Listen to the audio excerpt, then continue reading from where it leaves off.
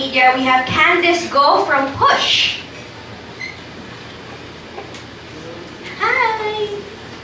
Yan. Good afternoon. Kay Young JV, ano yung, coming into the games, yung It's Showtime team has dominated the last 2 years. Ano yung strategy ng team nyo? Kasi syempre, yan, nanalo na from the last 2 years eh. Ano yung game strategy? Game strategy namin. Pasintabi lang kay Ronnie. number one, namin, si Ronnie, yung strategy namin was to stop them from scoring inside. Kasi yung strong suit ng Showtime na yun, nagsascore sila, slashers sila, parang may hindi sila mag-score in the paint. Yun yung term po. Lalo na kay Ayon, Ronnie. So we tried not to give that to them. So we tried to give them the opposite po.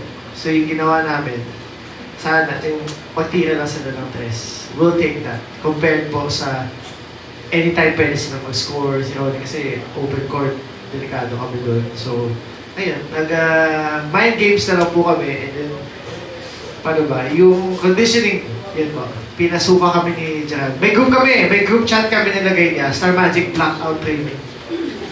So, ano yung sinabi mo? Pinasuka? Pinasuka kayo? May mga ano ko ba't kayo yung pangalan ng group chat natin? Star Magic Blackout Training. Kasi yun pala yun. So, we had to keep our conditioning. Intense talaga. Tapos, very timely Father's Day. Kamusta yung pagiging, dad? Oh my gosh. Sobrang sarap po ng feeling. I have 2 sons. He's 14 and then, I have Caleb 10 months. Sobrang iba sa feeling. Kasi yun yung fuel ko to keep my day going, to go to practice or go to work. Pag uwi ko, iba pala yung feeling ng love talaga, unconditional love. So I've never had that. So feels good. Thank you for that question. Thank you. Happy Father's Day! Happy Father's Day, Young JV, at sa lahat po ng mga ama na nanonood po ngayon. Thank you! Alright, who would like to ask the next question? We have a phone-in question. Okay. Follow-up naman yan dahil nag-react si JV about the strategy of Star Magic. And then, Ronnie, what was your reaction? Ano ang pinakamahirap? Ano ang game plan na hindi nag-work? Oh. At babawi ba kayo next year? Oo, pwede. Buhay. Gusto kong bumawi. Pwede bang... Siguro pag bumawi kami, isang team na lalawan ko talaga. Para syempre less, pagod. Nagulat ako kasi syempre, nung time na yun, parang napansin ko nga yung sinabi niya eh. Parang mas pinapatira kami sa labas. Ako, medyo nahirapan din ako talagang umatake kasi yun talaga yung laro ko eh. Wala akong masyadong shooting sa labas. So yun yung ginawa nila. Kaya nung sinabi ni JV yung strategy nila, kinulubutan ako dito. Galing ah. Ganun nga, kasi ganun yung nangyari. And wala. Yun nga, sinabi ko, kahit na gaano kalakas or kaano yung lineup nyo, bilog yung bola. Pag natali ka ng sistemang laro talaga, hindi mo masasabi. So yun, ang galing nila. Congrats pare. Sana bawi kami. Bawi kami. Kamusta naman ang paglalaro against the Team Payaman, Kong TV team? Nung una talaga, sinabi ko kala Donnie, na siguro baka dog showin tayo na ito, baka katuwaan lang. Joke kami, yayakap-yakap sa amin. Yung ganun Pero nung first quarter, nagulat ako kung gaano sila kaseryoso. Seryoso, ang gagaling nila, mga nagpa-basketball pala talaga. Kaya nung time na yung kinausap ako ni Kap, Ronnie, ayusin nyo nila Donnie, ayusin nyo yung So dun, imbis na akala ko parang warm-up lang siya, hindi pala. Kasi lumalaban yung Team Payaman. Kaya napalaban din kami nung time na yun. And nag-enjoy kami ng todo. Thank you. Thank you. For Annalyn, kamusta? Anong naging game plan against the other team? malakas din sila, knowing na sobrang nagsigawan when they saw Beanie Mika sa court. So was it Nagulat kami. pressure? Nung lumabas yung team nila Mika, parang everyone was shouting so loud. So parang na-pressure. Nagulat kayo parang, oh my God, parang daming tao palang nanonood. We didn't expect na it would be, alam po namin na sold out pero hindi namin alam na may standing pa pala. So parang medyo may pressure, pero ang mindset po kasi namin lahat na parang enjoyin lang natin. This is just a game, so we'll just have fun. Parang, nag-enjoy naman tayo, Ate Ai. Yeah! Super. Tsaka share ko lang din about Beanie Mika. Ito medyo funny to. Kasi diba sa volleyball, hindi nyo naman may iwasan na minsan may matatamaan sa mukha or something. So may mga times na, kunwari, papaluin, tapos lumalapit sa mukha ni Mika. Kami na ng mga coach pa, uy, wag si Mika, dumugin tayo na aranet. So yung goal namin, parang matamaan na lahat, wag lang si Mika. Kasi nagtawag kami sa lahat ng Blooms.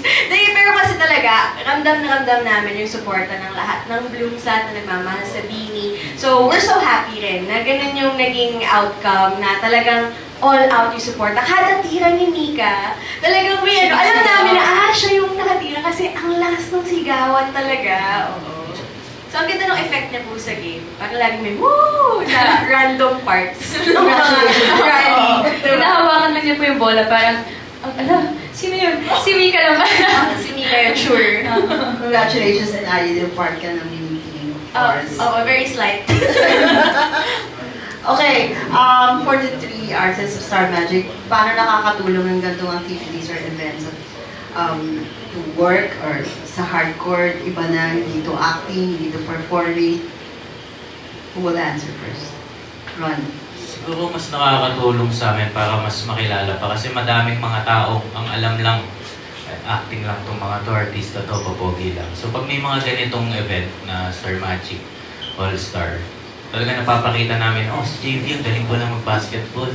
O si, ganito, ang galing mag-volleyball. So, parang laking tulong siya para makilala ka sa talagang ginagawa mo. Like ako, kung hindi naman ako nakilala sa pagbabasketball sa All-Star Game, siguro, hindi ako naka-line up sa MP. Same kay JV na talagang galing din maglaro. So, yun. So, feeling ko yun. Ano rin? For me naman po, I feel like it creates friendships. Especially with co-artists na kahit hindi naman po natin nakatrabaho araw-araw. Parang binigyan kami ng opportunity na yun na mag-usap sa court, mag-bonding sa court, kumain after training. So, ayun po. Tsaka yung mga professional, Yun players. din, na makalaro yung mga professional. Grabe, Fifi Sharp. Hello naman po, grabe. Philippine team, nakakatakot kalaro. But it's a privilege to play with the professional volleyball players. Sana po, yearly talaga. Sana may mga tayong mga events. Not just sa atin dito or even lahat ng showbiz na people together around para magpakita-kita sa kung ano ng sports fan. So I think that's a healthy thing to have. Kasi yung Pilipinas, mahilig naman sa basketball, volleyball. Big fans of sports po yun. So sabi ko, magandang venue, magandang content for everyone. So sana rin. Exactly. Kasi yung mga shows or movies na ina-appearan ng mga Star Magic artists natin, pwedeng hindi lahat mahilig sa drama, sa kilig, sa horror o action. Pero lahat ng Pinoy mahilig sa sports. Lahat alam yung basketball, volleyball, kahit na hindi mo alam yung kwento ng ibang shows or movies. Yung basketball at volleyball, alam mo kung paano siya nangyayari. So talagang andun yung crowd, di ba? Talagang ang dami natin, I think, na to na bagong fans sa Star Magic All-Star Games this year. So we're really so happy dun sa event, di ba? And what's next for you guys? Mga abangan namin projects for you. Let's go!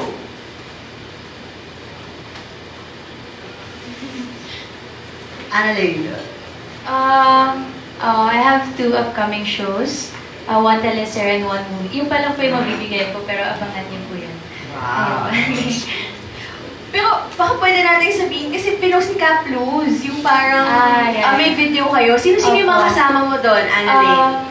I'm gonna be with BGYO Jello, Angie Salvacion, Harvey Bautista, River Joseph, Dustin Mayores, tama po ba? Crystal Brimner, Jella Alonte, and Brent Manalo. Ayun po. Abangan ko yun. Ako po, mayroon kaming pelikula ni Loisa na hindi pa pinapalabas or hindi pa sinasabi. Pero meron po soon. Pero na-shoot na namin yung tapos na. And ngayon, wala. MPBL. Manny Pacquiao Basketball League. So, yun.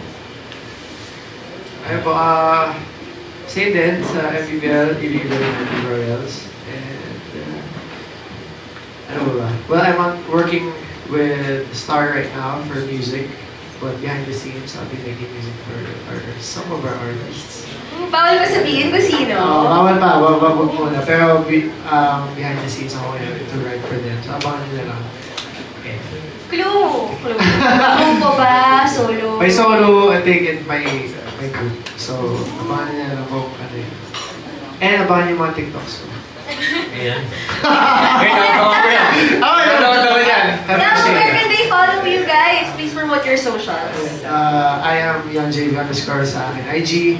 Ang TikTok ko, I am YoungJB. So yan. Ay, sige to. Ako, I am Arto Alonte sa IG. And yun lang, Twitter, same. Yun. Wala akong TikTok sa Facebook. Wala ba? Bakit? Andun doon ngayon. Talaga? Okay, thank you, Ronnie. Ikaw, Annalyn. Annalyn _ Salvador naman po on IG and Annalyn Salvador on TikTok. Alright. Thank you so much. That concludes the first part of our Spotlight Press Con of my fellow Star Magic artists. Thank you all so much.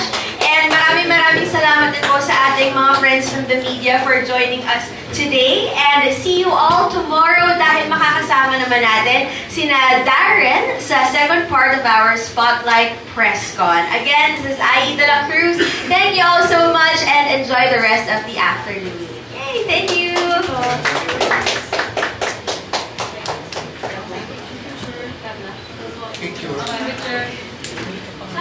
Kanta muna, kanta.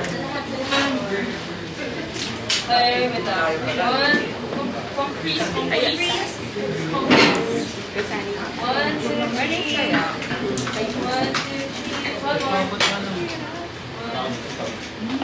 Okay. One more minute. Ito po.